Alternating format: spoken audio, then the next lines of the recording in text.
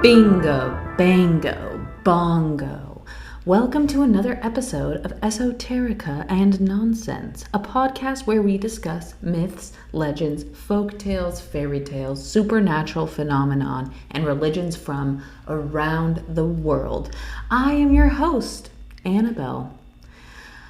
I am a peppercino delight, a pepper of your worst nightmare, a pepper of your greatest fantasies, and more. I'm coming from you. I'm coming at you live. I'm here in the south of Mexico. I'm looking out my window, looking upon a tropical palm, and I am drinking a Topo Chico, a delicious carbonated water. And I think to myself, why not talk about Tanukis? What is a Tanuki, you might ask? I'm so glad that you did. Tanukis are the cutest, tiny little raccoon dogs. They're real, okay? These are a real thing. Google them, Tanuki. Why am I choosing to cover Tanukis? I'm so glad that you asked. One of my closest friends in the entire world rescued a cat, except this cat isn't just any cat. He's a Tanuki. He was a tiny little kitten, and he was found in a parking lot, and he was rescued, and his mom was super dirty, and they were often seen hanging out with raccoons, and he has a really big fluffy raccoon tail, and when he eventually had his balls cut off, there was raccoons partying on the porch because they were waiting for him to come out because he's friends with the raccoons. So, long story short, I know a real life Tanuki. This is real life. I know a Tanuki, and they're so magical and they're so cute. So I did a little bit of research, and let's talk about it. So, as we know, Tanukis are from Japan. They're a real animal. But little did you know, or maybe I should say, little did I know, that they are incredibly famous with a whole bunch of magical properties. So they're technically like in the badger family, but they're like known as raccoon dogs because they have a lot of raccoon qualities, specifically the striped tail. It's kind of like a mixture of a badger raccoon dog, if that's like the picture that I could paint you. And they're considered to be yokais, which are magical beings. We did cover a different yokai in the Kappa episode. Highly recommend. But basically, in a nutshell, yokais referred to beings in Japanese folklore that are nature spirits or entities that are often, as time went on, were associated more with mischief and even evil, mostly because of the introduction of Buddhism and eventually Christianity. A lot of the more modern religions kind of demonized and vilified a lot of more ancient beliefs of different cultures, quote unquote pagan beliefs. Anything that predates Christianity is considered pagan. But originally, yokais weren't necessarily seen as mischievous. They were nature spirits. And so Tanuki is considered a yokai. And actually, there's a very big distinction. There's like two classes. So basically there's the Tanuki, and then there's also the Bake Tanuki. And Tanukis are real animals, like these are real, like scientifically verified creatures. But then there's the Bake Tanuki, which is the magical yokai. And technically the Tanuki classification is used loosely because sometimes it is used to refer to stray cats, wild boars, Japanese badgers, weasels, and Japanese flying squirrels. So like I told you, I know a real life Tanuki. He used to be a street cat and now he's living his upper middle class fantasy. And this episode goes out to you, Tanuki. We love you and we're sorry that your balls were chopped off.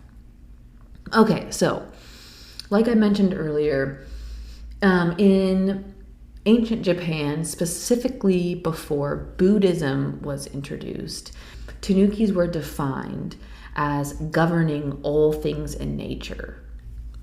That's a pretty big title. They were considered to govern all things in nature. I mean, that's basically God. So Tanuki equals God. That's what I'm deducing from this. And with Buddhism being introduced, animals who were once considered envoys of the gods lost their divinity.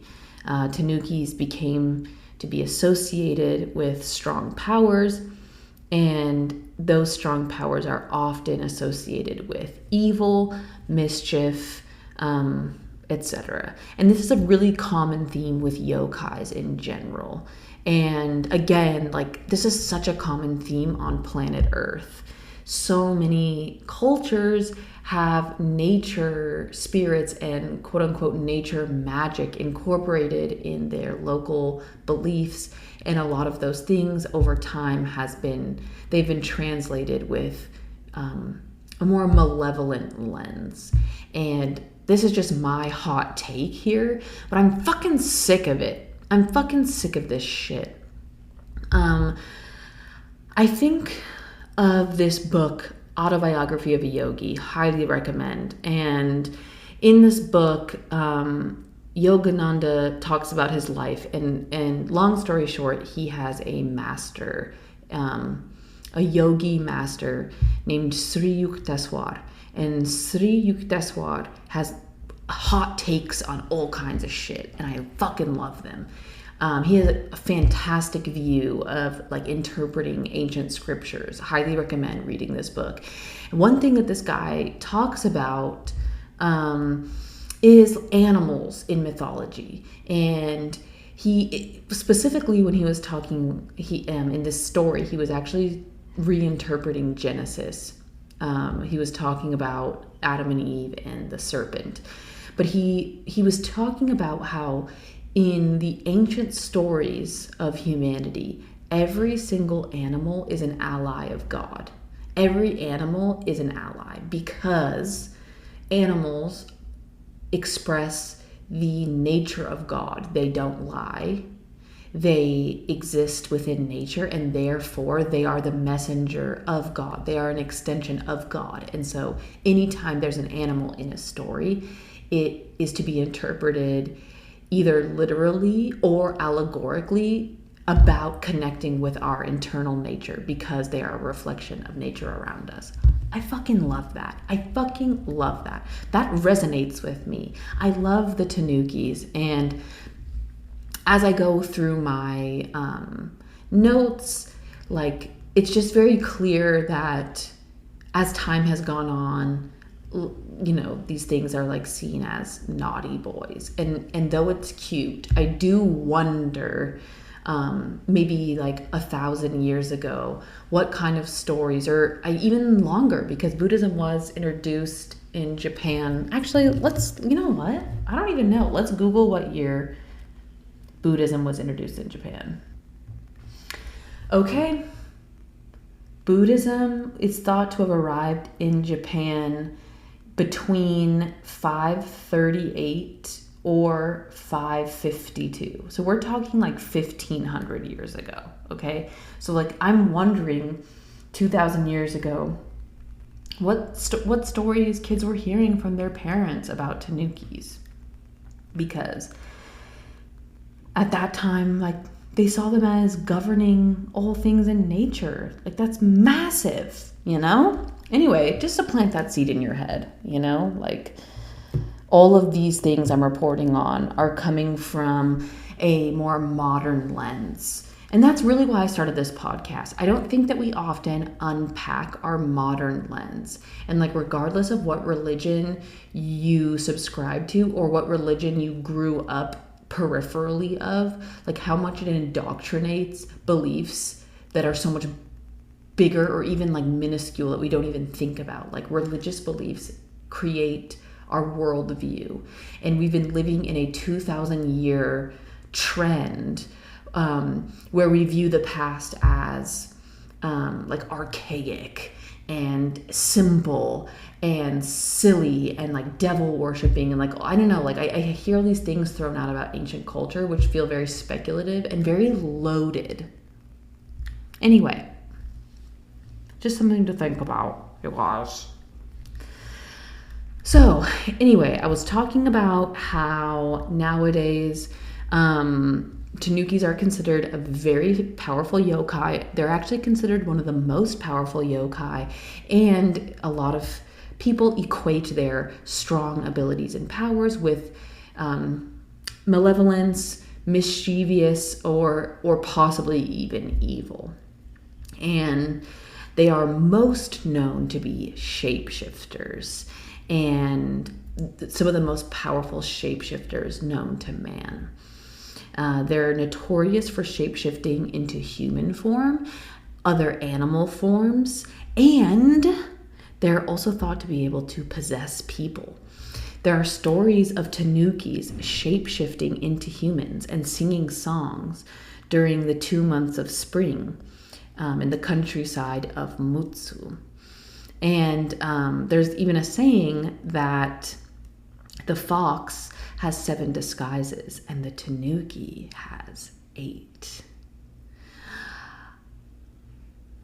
Ooh, I was thinking about Naruto, but then that doesn't work because that's the 9-tailed fox. So anyway, so where the kitsune shapeshifts to tempt people, the kitsune being the fox yokai, the Tanukis are known to shapeshift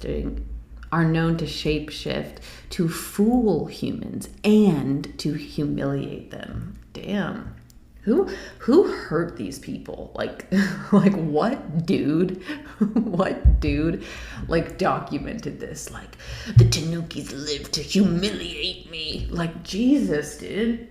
As I'm reading this, I'm just seeing like a man like crying at night, like with his calligraphy brush, like writing stories because some Tanuki embarrassed him. Like, who hurt you, dude? Okay. So nowadays, Tanukis are often depicted actually like very cutesy. It's very common for them to be like in a little statue form or even like a little illustration, and they're often depicted as like kind of like chubby little raccoon dogs, often wearing straw hats, often carrying sake jugs, or sitting on giant testicles.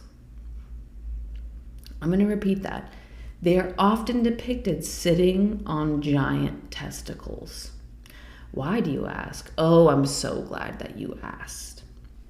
Basically, part of the Tanuki MO or reputation, I should say, is them being famous for being drummers. Famous for sake, food, laziness, like general indulgence. And like a really big part of this identity is having massive balls, massive testicles. And so basically, like in Japan, the word for testicles is kintama, which literally translates to golden balls. That's how they say testicles. They call them golden balls. Yeah, you can tell a man came up with this word, but I'm not even mad. You know what I mean? Like, you might as well give your body parts beautiful names. And so, okay, so I'm not even kidding right now. In Japanese culture, having a large scrotum is a symbol of wealth and sexual prowess. Interestingly, the size of the balls are not important, but it's specifically the scrotum size, which is associated with wealth, sexual prowess. You know what? I love this. Let's empower more men with large scrotums. I have no issue with this. I also feel though that a man came up with this who was older and maybe had like, maybe his balls had dropped throughout the years and his testicles were maybe starting to sag, and maybe he was like, no, it's actually good luck. Like, because I love that. I honestly I'm actually loving this. This is why I reported on this, because I fucking love it. Okay, stay woke, children. As you get older, your scrotum may become larger, and you're gonna get wealthier and have more sexual prowess. Congratulations. Also, in Japan, balls are sometimes referred to as kinbukuro, which means money bags. Shut the fuck up. Touch my money bags, babe. So, funnily enough, because Tanukis were associated with having big balls, I think because of their indulgence, like over time, they started being depicted in illustrations with bigger and bigger balls. And so I mentioned earlier that they were known as drummers. Some illustrations, like really early illustrations of Tanukis, had them playing actual drums, but they sometimes were playing their bellies. And then as time went on, they were depicted playing their balls.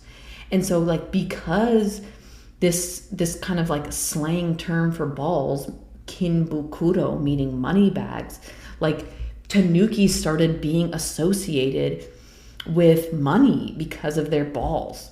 So like for a while in Japan, people were sewing you can't make this shit up. People were sewing Tanuki scrotums into their wallets for good luck, because literally their scrotums were seen as money bags. So it's like a way to attract money. And basically, some historians are pretty sure that this practice of Tanuki scrotums being used for good luck traces back to metalworking practices in the Kanazawa prefecture.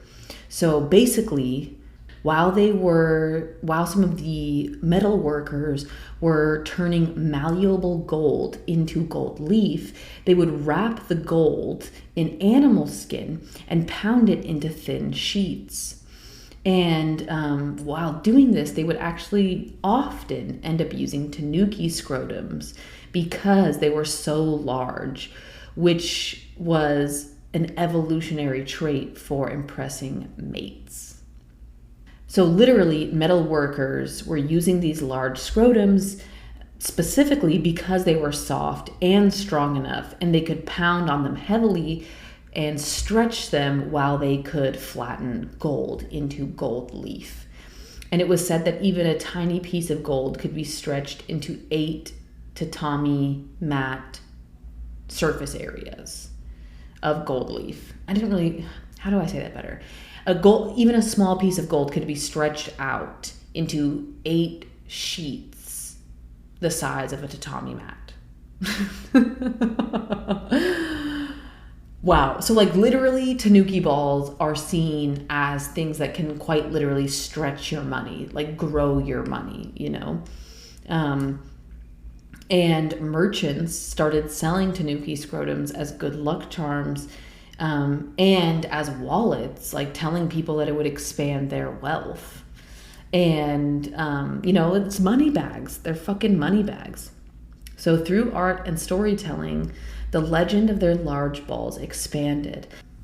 There were stories of Tanukis using their balls as weapons, using their scrotums as sailboats, using their scrotums as swimming pools, fishing nets, umbrellas, or even fans to keep them cool. Iconic. Fucking iconic. There are stories of Tanukis using their balls as a part of their disguise. There's even a story of a Tanuki shape-shifting into a shopkeeper and its testicles shape-shifting into the actual shop. Fuck, that's amazing. It's common even for tanukis to be depicted with their testicles flung over their backs, like a traveler pack, or playing with their testicles as drums, like I mentioned. And one of the noises that they're known to make as they drum are pompoko or ponpon. And that reminds me of Tampoco, which is the Studio Ghibli movie, which I actually still haven't seen. But that's where this comes from, pompoko and ponpon. And there's actually also a famous Tanuki song. So get ready, you guys. I'm going to play it for you.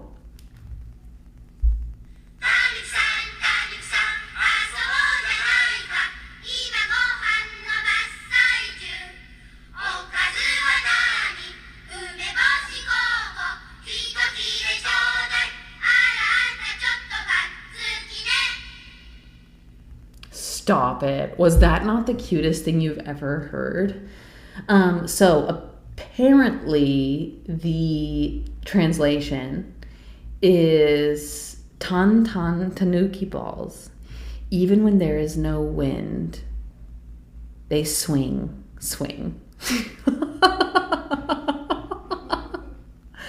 I fucking love that. Let's teach the children, people. Teach the children. And so, like I mentioned, like nowadays, tanukis, even though they're like known to be mischievous and tricksters because they're associated with good luck, a lot of tanukis are kind of like in statuesque form, sometimes like ceramic or even plastic. And a lot of businesses in Japan or businesses around the world owned by Japanese people often have tanuki sculptures in the front. I'm telling you. Pay attention the next time you go to a little like craft store, a ceramic store, a place, maybe even a Japanese restaurant, like in the front window, just look, because you might find a tanuki. And they kind of look like little fluffy raccoon dogs. They, like almost like a stuffed animal. They're like super round.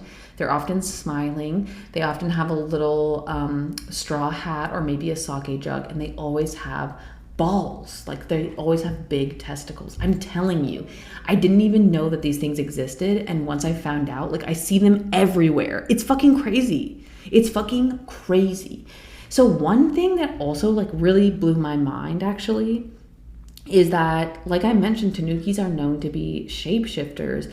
And it is believed that a tanuki is so good at shapeshifting that they can live their whole life disguised as a human without ever being discovered. And they're known to be expert gamblers and love to drink. So the next time you find yourself with that friend who just drinks a lot, ask yourself, are you a tanuki?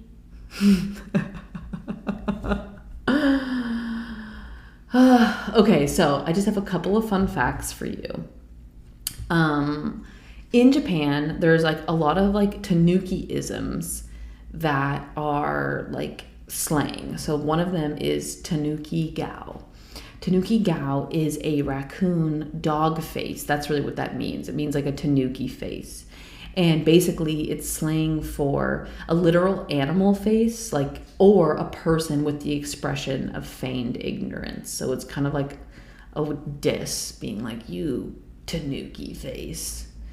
And then also there's a dish called tanuki soup. It's tanuki jiru. And basically back in the day, they actually did used to make tanuki soup. Nowadays, when you order tanuki jiru, it doesn't have real tanuki in it, but it used to be a delicacy. And also, this is my favorite, there is a style of noodle known as the tanuki noodle, and it's a style of udon or soba that contains tempura flakes. How cute is that? So you could be like, oh, I'll have the tanuki noodle. Oh, that's so nice. I fucking love that. And so that's just like a quick little intro into tanukis. Tanukis are so magical. They're so super cute. And I invite you, the next time that you go into a business, a Japanese restaurant, like, just peep. Can you find a tanuki? Also, do you have stories about tanukis? Have you interacted with a tanuki? Please write in at esotericaandnonsense@gmail.com. I really appreciate feedback. I really appreciate enthusiasm. I'm so appreciative for you listening to this podcast and supporting me. If you like this podcast, please subscribe. Please review my podcast. I really appreciate all of you. This is a really crazy world that we live in, and I'm just trying my best to have fun. So I hope you have a beautiful day. Don't work too hard, and I'll see you next time.